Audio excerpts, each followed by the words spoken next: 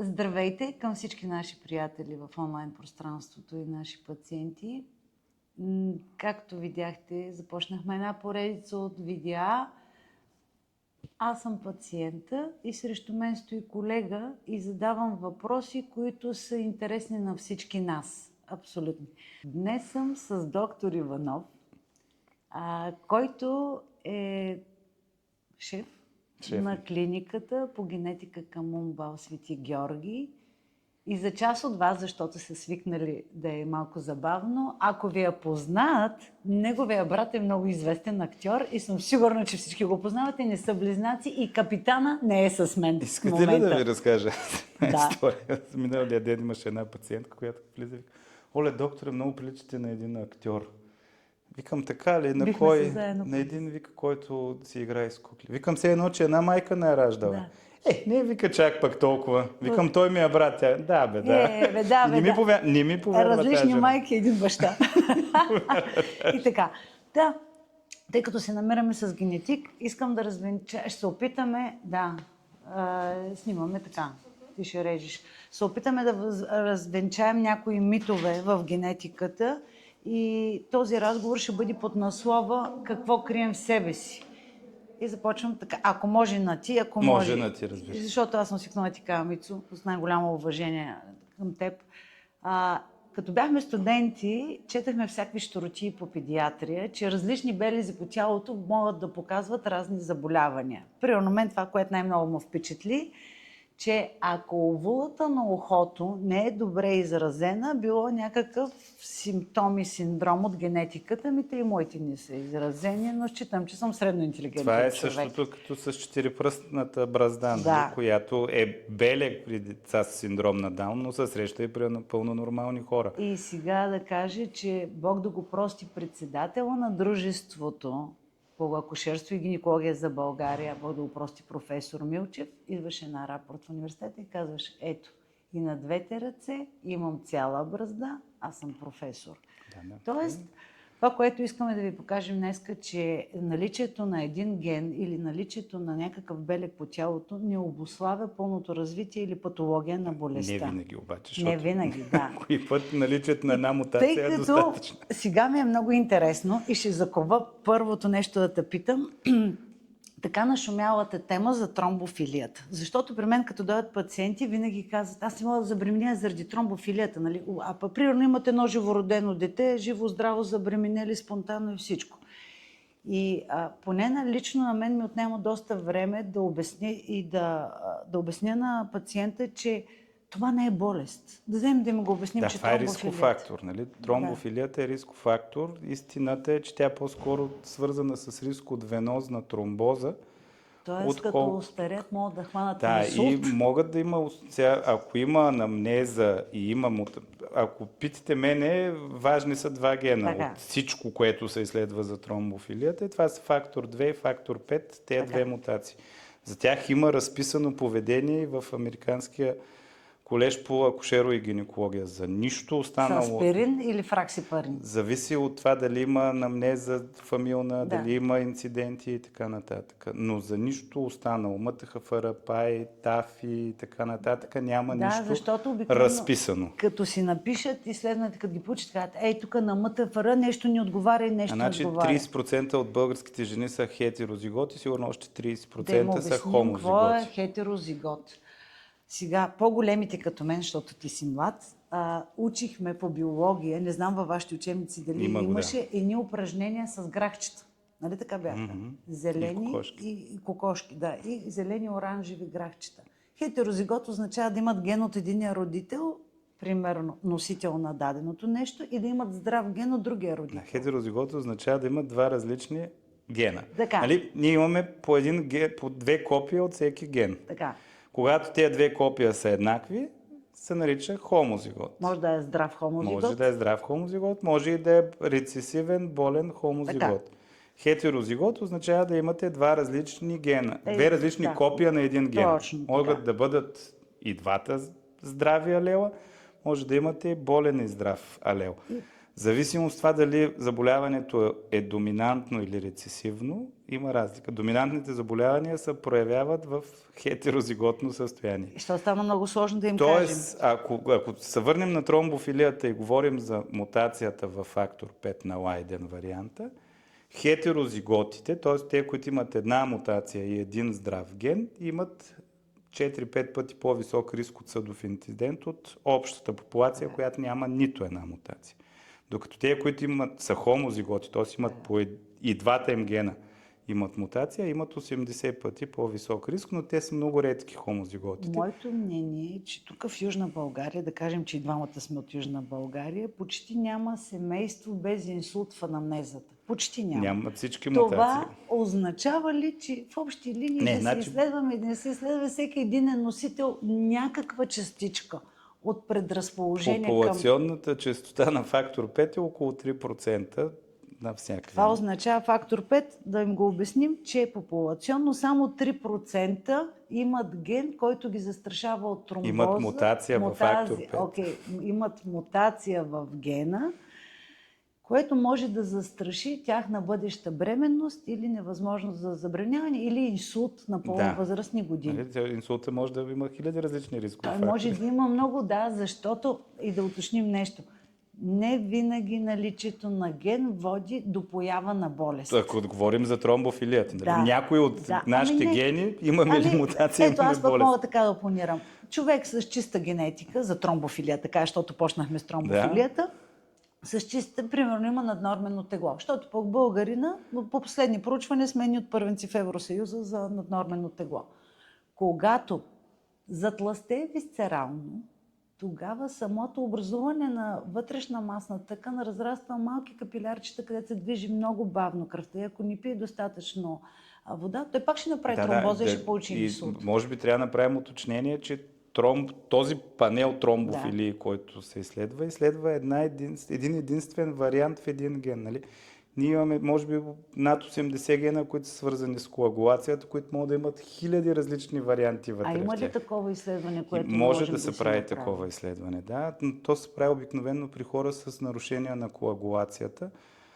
Той е панел от гени, който секвенира, т.е. изследва гена буквичка по буквичка, не само една единствена мутация. И изследва гени, както са свързани с по-висок риск от кръвосъсирване, така и гени, които са свързани с по-риск от кървене. И това обикновено е, по принцип имат проява тези пациенти. Тоест показано е, ако една жена кърви от млади години. Това е по-смисленото изследване, отколкото тромбофилията. Сега разбира се, то е по-скъпо от тромбофилията, но би трябвало да е пак прецизирано, не на всеки да се пуска по головно. Да, и не всеки да си мисли, че ако не успява в нещо или му се случи, примерно за забременяване в даден случай, винаги причината е тромбофилия. Те примерно родили едно дете. Или да, т.е. много прецизирано. А има ли други интересни, така ще кажа, синдроми, които нормално сме си нормални хора, рационални, а го крим в тялото си и не знаем, които са чести в нашата популация?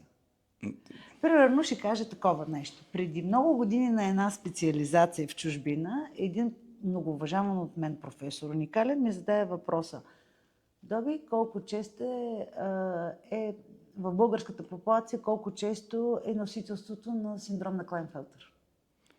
И аз казах, нямаме. Около 1 на 1000 е. Аз така отговорих и казах, нямаме. Ние все пак сме на кръстопът, защото да кажем, когато живеем на кръстопът с векове, нашата кръв е умесена. Тоест, ето ние с доктора сме рецесивни. Така, нали? Той е естествено рус. Аз съм платено русе, със светли очи, бяла кожа, аз съм къдрава, това са рецесивни белези. Обаче като тръгнем по улиците, има матови хора, тъмни очи. Тоест, нашата популация е много смесена. И те му попита, какъв е процент? Аз казах, много нисък, ние сме здрави, българите сме много здрави, резистентни с векове. И той казва, не, като почнеш да работиш, виж, че ще ги откриеш. В интерес на истината открих мозайки. Истината е, че ние напоследък много често почнахме да виждаме мозайки, ама почнахме да правим фиш анализ. Значи при хора с репродуктивни неудачи. При мъже с нарушена сперматогенеза. И при жени Търнър почнахме да пускаме фиш анализ. Фиша е един анализ, който изследва само Хикс и Y хромозомите Така. и оглеждат до 200 клетки, докато рутинната цитогенетика оглежда 25 клетки само. И се оказва, че един сериозен процент от хората с репродуктивни са нискостепенни мозайки. Да, имах преди години един случай, не си спомням дали беше почнал в генетиката, семейство с множество неуспешни опити инвитро, мъжа нормален, висок, симпатичен мъж, т.е. фенотипно пак, мъжки фенотип, брада и както си трябва, космяване по ръце и тяло. И с правени генетични изследвания в друг град, където дава, че кариотипно то е 46 XY. Не знам защо. Да го кажем на хората, генетиката не се променя. Ние се раждаме с тази генетика. И си умираме Почти с с нея. всичката генетика. Почти. Но не знам какво му беше накарало, му пуснах пак кариотип. Не знам защо. И тогава във вашата клиника излезна, че е мозайка Клайнфелтер. Жената дойде на Бургия. Аз естествено звънах по телефона и попитах клиниката как може еди къде си той да е абсолютно чист, а пък в Пловдив да излиза мозайка Клайнфелтер. И тогава твоите колеги, които вече мисля, че са пенсионирани, ми обясниха, че зависи от колко ламели отглеждате. Да. Тоест като култивирате клетките, И и колко като в клетки дадения град, където му е правено, са били много по-малко клетките, които са били здрави, излиза със здрав резултат. А при вас всъщност е забелязано в една клетка мутация и сте докултивирали. Има значение колко метафази се гледат, като се прави цитогенетика. Да. Нали? По принцип стандарта е 11 Във вашия пластинки. случай беше до 150. Ами в този те случай са в Пловдив. вероятно са видяли нещо, защото ако са види нещо, се гледат още. Да. А фиша гледа по стандарт минимум 200. Да. И нискостепенните мозайки с фиша се хващат много лесно. Ние сега ще говорим за разни синдроми, да кажем, че хората дори да са носители на Търнър при жените или на Клайнфелтер, те също имат опция да имат деца. Да. Тоест в 21 век да не очакваме хората, че като има нещо, край на крещата, 21 век достатъчно са разработени технологиите и медицината да даваме опция. А кой е най-интересният случай от генетиката, който си виждал? Всички са интересни, искам да кажа, доктор Петрова. Значи, напоследък това, което почваме да виждаме, е, че хората имат повече от едно заболяване.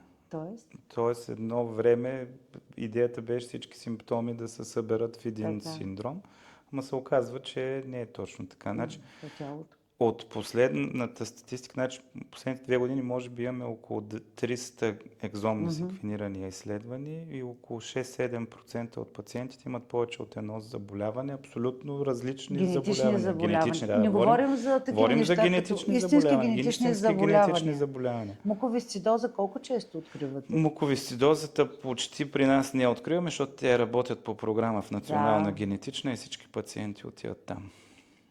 Да, обаче... Иначе тя е свързана с вашите проблеми. Да. При мъже, които са азооспермия... Обструктивна азооспермия задължително трябва да се изследва. Задължително е муковисцидозата. А кой е най-интересният? Тоест да се види, че човек е окей, нали? Рационален, нормален човек, а пък всъщност да се окаже, един от интересните случаи беше това с вас, който имаме общия. Да го споделим ли? Имаме, това беше приказката в дадения случай с щастлив край. Млада двойка идват при мен за консултация. Изключително прекрасни хора. Изключително съвестен пациент. Тя беше изследвана по системи от до. Бяха направени инсеминации неуспешни и направихме 2 опита инвитро, където направи впечатление, че жената, въпреки че е на 32, вътре в фоликулите нямаше яйцеклетки.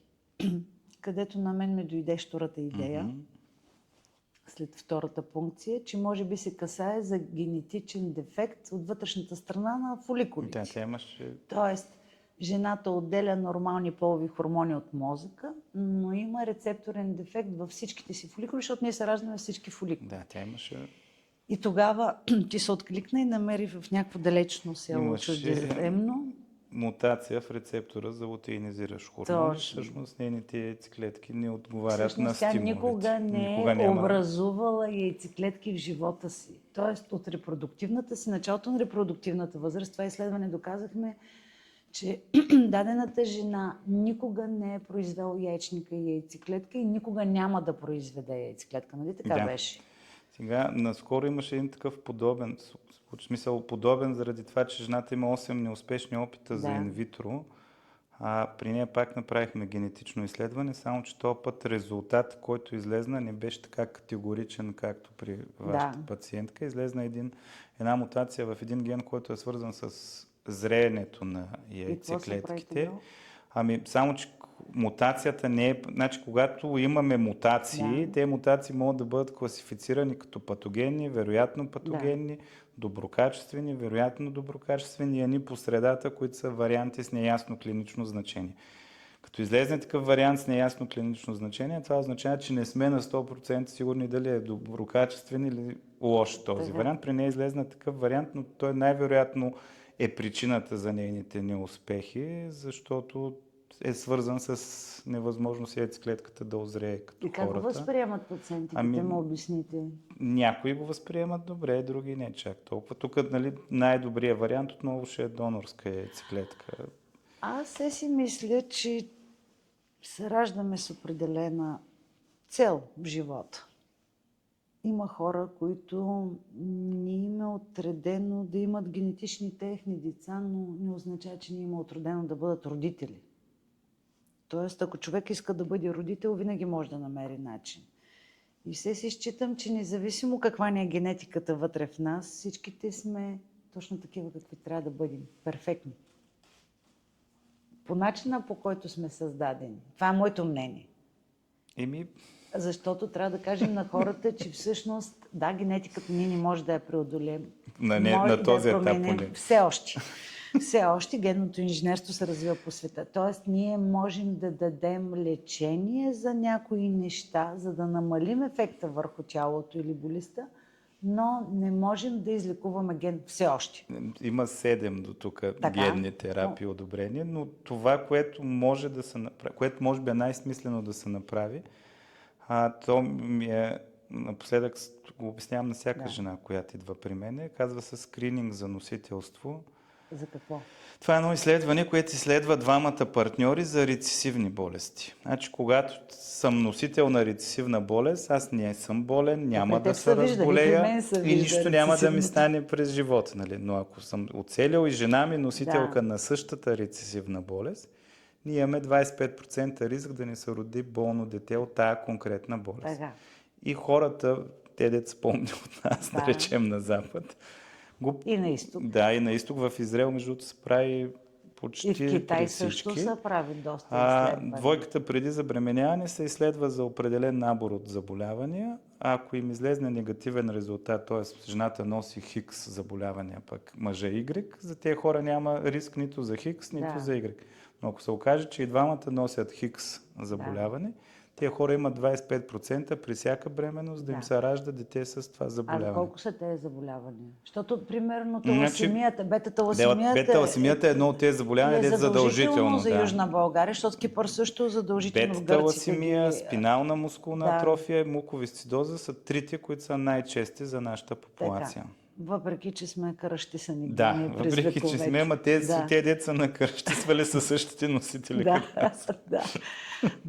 Тоест, 3 изследвания. То се прави едно голямо. По принцип се пускат големи панели, които включват над 1000 заболявания. Това е много хубаво да го знаем. Да, не всички от тях са тежки, нали? Защото има и глухоти, но в смисъл са все заболявания, които са свързани с качеството на живота. Всъщност, когато една двойка преди забременяване знае тези неща, те имат избор да забременеят случайно, да изследват плода, да си направят инвитро с селекция на ембрион, който няма да е засегнат, да си изберат донор на един от двамата, нали, да ползват чужд материал, да си осиновят дете.